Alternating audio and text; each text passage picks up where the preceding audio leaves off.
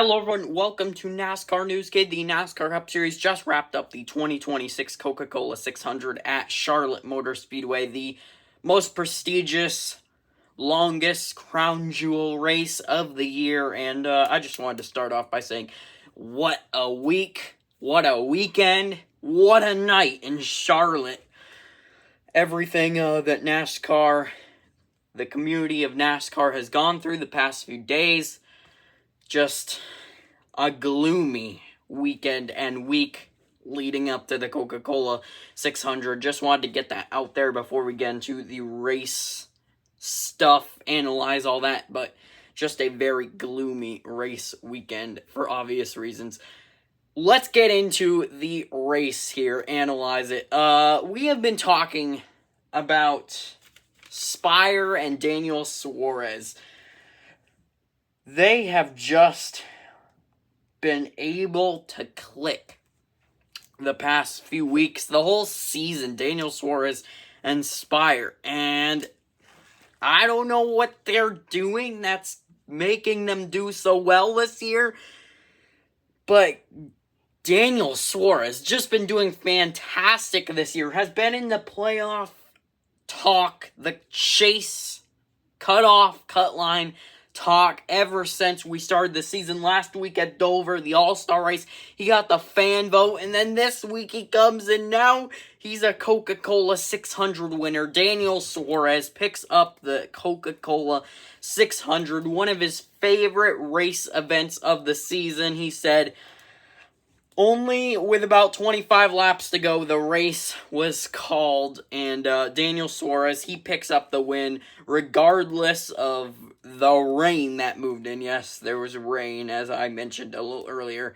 Just a gloomy, rainy weekend, and Daniel Suarez, the rain came at the right time, and Daniel Suarez picks up his first win of 2026, first win with Spire, third career Cup Series win, first at Charlotte, second win of the year for Spire, and third overall win in the Cup Series for Spire. Absolutely incredible by Daniel Suarez. Now, this win was made possible by a great call by Suarez's crew chief, Ryan Sparks, after a caution at around lap 350 for lightning in the area, which did get cleared, but then they brought them down pit road. His crew chief got them off pit road first by taking only 2 tires instead of 4. Everyone else took 4. He was the only one that took 2 tires. And when the green was back out, Suarez ran away and had to do it twice. He had Kyle Larson, Chevy teammate, Spire Hendrick related, and had Larson right behind him, pushing him to restart straight, and got out front and led until a final rain caution started to pour. They were not going to get the track cleaned up for another 2 hours, 90 minutes, 2 hours. They were not going to get cleaned up, the rain, and they brought him down pit road, and Suarez was declared the winner at Charlotte Motor Speedway for the Coca-Cola 600. Let's get to the results here. Daniel Suarez first. We talked about him. He led 17 laps on the night, by the way. Second for Christopher Bell. Finally, a decent run. Obviously, he was looking for the win, but just not enough. He led 44 laps total. Third for Denny Hamlin. Had a great car since the start of the race. It was better on the long run. Hamlin good at saving tires, so I'm not surprised there. He won stage 2 and led 75 total laps in the race. Fourth for Tyler Reddick, very good speed as well, as he has this whole season, led 119 laps, so good for him. Fifth for Kyle Larson, good pace, returns, hopefully he can get a win soon. I think not running the double might have helped with this, but who knows? And won stage number 1, got good stage points, and led 14 total laps on the night. Sixth for Ty Gibbs, he had good speed as well, was up front, led 17 laps. Seventh for Ryan Blaney, he had an early pit stop issue. His pit crew just needs to get together. I don't know how long we've been saying that, but Blaney, his pit crew, man, just losing spots and got down to the 20s after that, but a good rebound by him. Eighth for Joey Logano, finally a good race for him after a very poor few weeks. Finished 25th last week at the All-Star race, which was not what he was looking for, so good rebound week to week. 9th for William Byron, decent. Still not winning pace in 2026. And one of his most successful racetracks in the Cup Series. His best, I believe I checked, this was his best racetrack statistically. So, I don't know why he wasn't up front going for it in Charlotte, especially at home track. 10th for Zane Smith also. He led laps in stage 1. They took 2 tires. He led 31 total laps on the night and ran away on the 2 tires, which really got Suarez's crew chief thinking. I mean, Suarez's crew chief was up to something, obviously being attentive and seeing that Zane Smith could run away, so good for Suarez crew chief Ryan Sparks. Yet again, kudos to them. 11th for Shane Van Gisbergen, led 11 total laps on the night after staying out. Qualified good due to the metric, but just very good all night. Top 10, top 15 all night long. Good job for SVG. Definitely improving on the ovals. 12th for Ricky Stenhouse Jr. He was fastest on practice on Saturday. They did get practice in, but no qualifying. But really good for Ricky Stenhouse Jr. He was good aside from an incident earlier in the event. We'll talk about that in a few moments. 13th for Eric Jones. Solid race and result for him. 14th for Michael McDowell. Again, metric. He had a good qualifying starting position as well. He was quiet pretty much all race. Led a few laps due to pit cycles. 15th for Brad Keselowski. Decent, calm race. Not too bad for him. And to compare with his RFK teammates, it's a really good result. We'll talk about them in a moment as well. 22nd, some notables here. 22nd for Bubba Wallace. Had some early trouble, but finishes almost top 20. He was a lap down at the end. 23rd for Hocevar as well. He had many pit issues. Had a tire go down early and then had 1 or 2 pit stop issues during the race by his pit crew. So he finished 23rd, 1 lap down as well. 27th for Austin Hill. Shout out to him running the 33 car for RCR. We all know that situation. 29th for Josh Berry. He spun out early, quiet, and was involved in another crash. We'll talk about that as well. He was 2 laps down in the end. 30th for Chris Buescher. We'll talk about him as well. He had a spin, but did finish multiple laps down. And then 31st, Catherine Legg tried the double, but could not get it complete. Crash lap 18 in the Indy 500, and then had a tire issue in this race. So just disastrous. We'll see if she tries to attempt it again in the coming years. Now let's get to the DNFs here. Unfortunate days for these people. 32nd for Austin Dillon. Might have gotten into the wall late in the race. Had some damage, so that was not unfortunate for him. 33rd for Ryan Preece, was involved in an incident with Chase Briscoe. We'll talk about that in 1 second now as we're on Chase Briscoe. He is 34th finishing position. He was in the accident. We'll talk about that accident in a few moments when we get to the accidents section. Yes, we have to have a whole accidents section in this video because Coke 600 produces some crazy moments. But Chase Briscoe was in the accident. But he did run up front, got some stage points. That should help stop the bleeding in their season a little bit.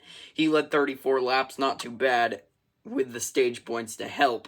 35th for Chastain, he got spun. We'll talk about him as well. 36th for Timmy Hill. He had a fire on pit road. Not exactly sure what happened. 37th, Chase Elliott, we'll talk about him, as well as 38th and 39th, Cindric and Zilich. So, here are the incidents we had in this year's Coke 600. Lap 35, Josh Berry, he spun all by himself in turn 2. He was able to continue. Lap 53, then there was Zilich and Cindric. Cindric spun and collected. Connor Zilich had some damage with him. They could not continue in turns 1 and 2. Lap 91, Chase Elliott spun all by himself. He hit the inside wall off of turn number 2 and got damage, was unable to continue. Lap 210, Catherine Legg lost a tire, probably loose, so damaged her car, but she was able to finish 31st, many laps down, though. Lap 318, Ricky Stenhouse and Ross Chastain. Stenhouse was coming down the racetrack. I don't know what he was doing, whether he was frustrated, doing it intentional, I don't know, but he pushed Chastain, and then he turned, and he took out Chastain and spun him out. So, very, very interesting there.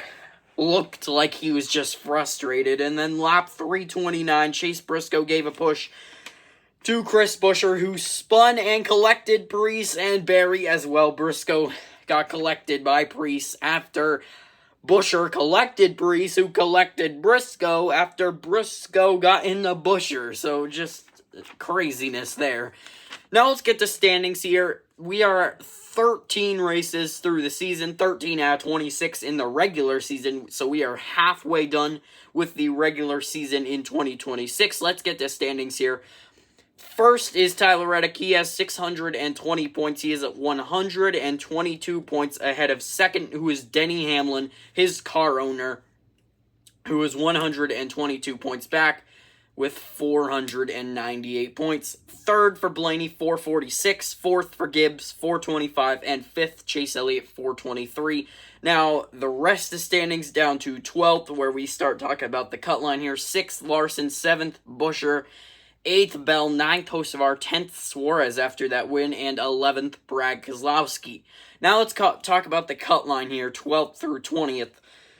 12th is William Byron. He is plus 49, so I don't know. He's going to have to step up his game if he wants to make the chase. So he is plus 49. 12th, 13th, Wallace plus 40. 14th, SVG plus 28. He's building a cushion. We'll see if he can stay in the chase here.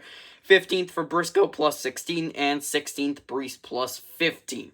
Now below the cut, 17th, Cindric minus 15. 18th, Logano minus 29. 19th, Allmendinger minus 49, and 20th, McDowell minus 55. So, I find it very interesting. I saw this somewhere. Spire and RFK have more cars in the chase than Team Penske. So, I don't know if we should be concerned about Team Penske. Cindric and Logano are out of the chase, and Blaney right now, who is third in chase standings, is the only Penske car in the chase right now. So that is really concerning, in my opinion.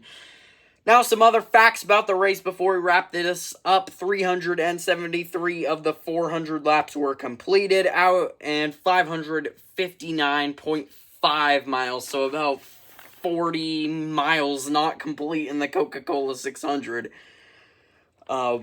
So close to finishing it. 27 laps they needed. Come on, Rain. You couldn't wait 27 laps. Stage 1 was won by Kyle Larson. Stage 2, Denny Hamlin. Stage 3, Christopher Bell. And the race was won by Daniel Suarez.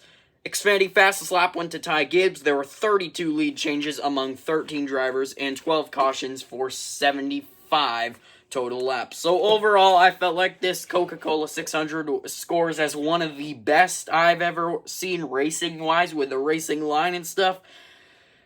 Drivers were going 3 wide, taking runs, running on the edge of handling, just wild. So I thought it was a great race, and great story for Daniel Suarez, driver who drove for KBM. We all know that situation. A win well-deserved for him. And after a very emotional past few days, I think having a good, decent race like this should help the fans heal a little quicker. Hopefully next week, Mother Nature will be a little bit kinder to us as we head to Nashville for the Cracker Barrel 400. 7 p.m. Eastern Time on Prime. Should be a great race. We all saw what happened last year in Nashville. Always an interesting race. Hopefully not 5 overtimes next week, but we'll just have to wait and see. Anyway, that's going to do it. Thank you all so much for watching. If you enjoyed, why not smash that like button down below. If you're new to the channel, you like NASCAR, you're in the right place. And I'll see you next time. Bye, everyone.